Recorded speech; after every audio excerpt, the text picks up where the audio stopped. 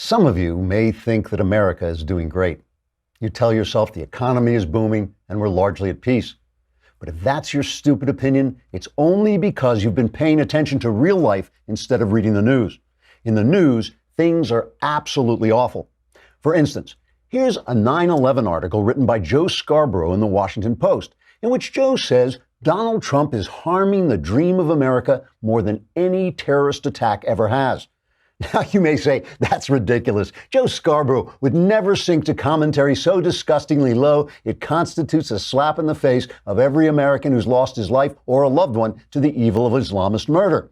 But boy, oh boy, would you be wrong. Sure, Joe writes, the terrorists want to kill us and everything we stand for, but Trump has damaged the country's image. And that's even worse because of some reason that I'm sure makes total sense.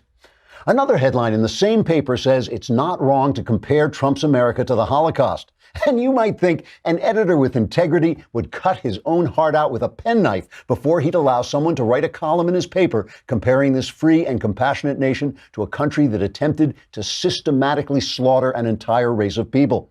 But if you think that, you must have let your subscription to WAPO lapse. And in case you're wondering, the article says Trump is like Hitler because he says mean things and stuff. And finally, there's this headline from The New Yorker. We live in the reproductive dystopia of The Handmaid's Tale, in which it turns out the spoiled rich women who read The New Yorker are actually oppressed, like the women in the TV show The Handmaid's Tale, who are actually spoiled rich actresses pretending to be oppressed women.